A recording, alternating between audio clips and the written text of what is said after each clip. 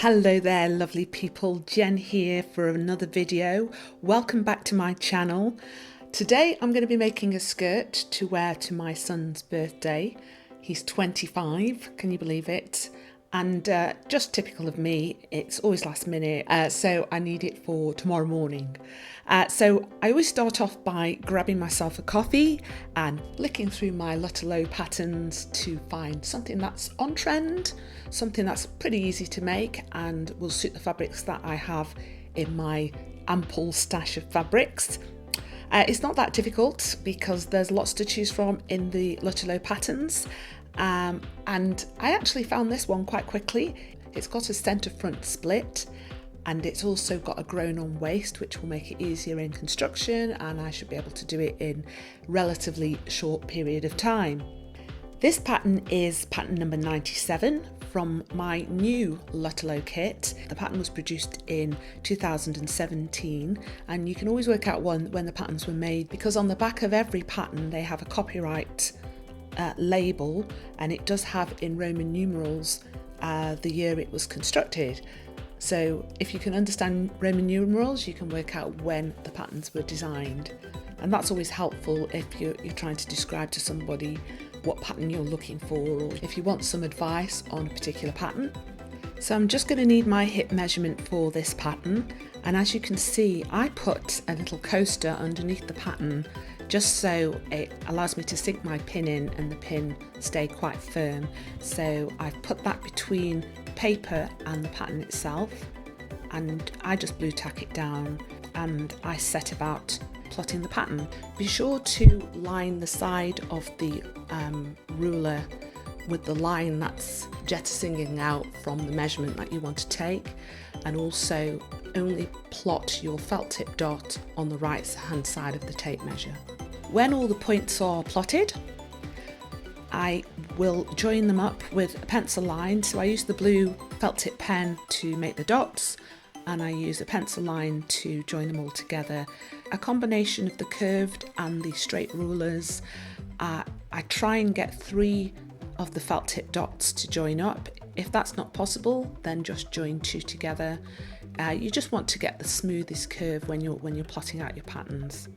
Lutterloh do suggest that you cut it out without seam allowance, but I cannot tell you the amount of times I've started cutting my fabric, I've accidentally not included the seam allowance, so I've cut it too small.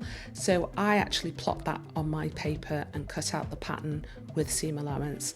It's entirely left with you. You can do it the way that Lutterloh suggests, or for me, it's the only way I can remember, so that's the way I do it. Be sure to mark all of your patterns with any zip markings and any split. So I've got a centre front split in my pattern. Make sure that is on your paper pattern, because when you come to cut it out in your fabric, you'll need to know where that is. And also I true my patterns together, so I want to make sure that the side seams are the same length and they match up. So I put the pattern front and the pattern back side seams together to make sure they're the same length.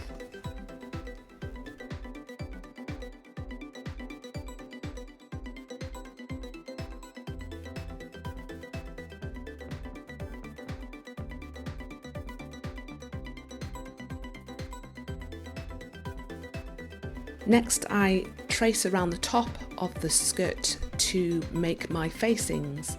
So I measure down 3 centimetres. Well, actually I measured down 4 centimetres, which is a little bit more than Lutterloh suggests. 4 centimetres from the waistband, and I'm going to trace around the top section of the skirt in exactly the same way as it is drafted on the main pattern. For the parts that sit underneath the pattern, I use a tracing wheel with some tracing paper, and this makes it really easy then because you're not trying to work out where the lines go. As you can see, the facing still has the dart measurement in it. I'm going to close up the dart. That's not needed in the facing. So the pattern's all cut out now, and I will show you my fabric. It's a little bit of a weird one, this is. It's like a suedette, but it's actually a print, like a metallic print that's been printed onto the fabric. I'm not sure what it is. It's probably not cotton based, but it's a woven fabric, and it's really nice actually, and it wasn't very expensive, so it just looks to me like it's pretty much a skirt length, so that's what I'm going to make from it. Cut out all the pattern pieces, notch all of the darts and split, cut out the facings and cut out some interfacing to fuse to the facings.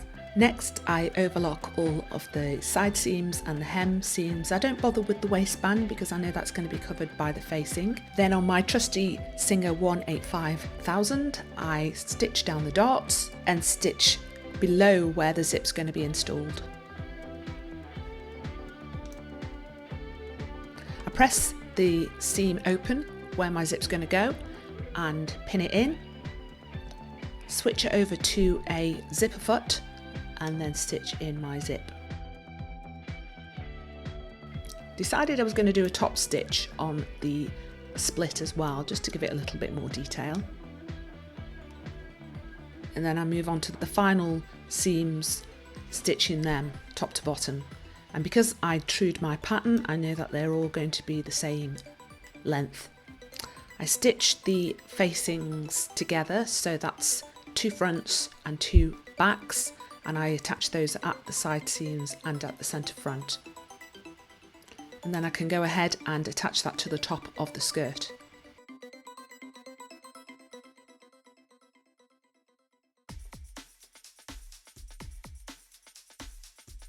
I do run a line of top stitching on the facing just to hold it in place, and know then it won't be lifting up and coming out and showing on the right side of the skirt. Final few bits is to just tidy the corners of the facing. I do this by folding in the raw edge and catching that on the same seam I've caught on the zip. I also stitch along all of the seams just to hold the waistband facing in place across the top of the skirt.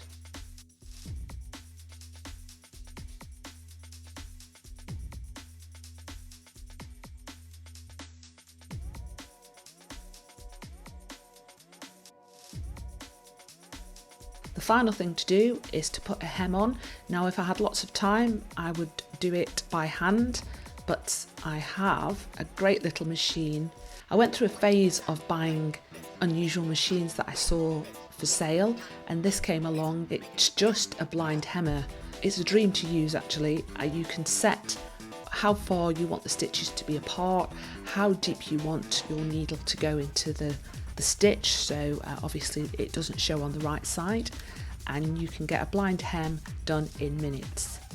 And here we have it, skirt ready to go. I've teamed it with a top I bought from TK Maxx the other day and some tan sandals, and I'm feeling pretty good.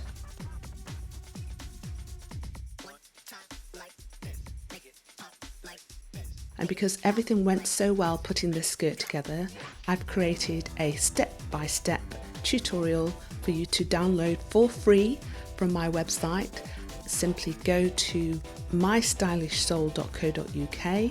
The link's also in the description, and download your copy for free. Hope you liked the video, and do check back again very soon for my next video. Thanks so much for watching.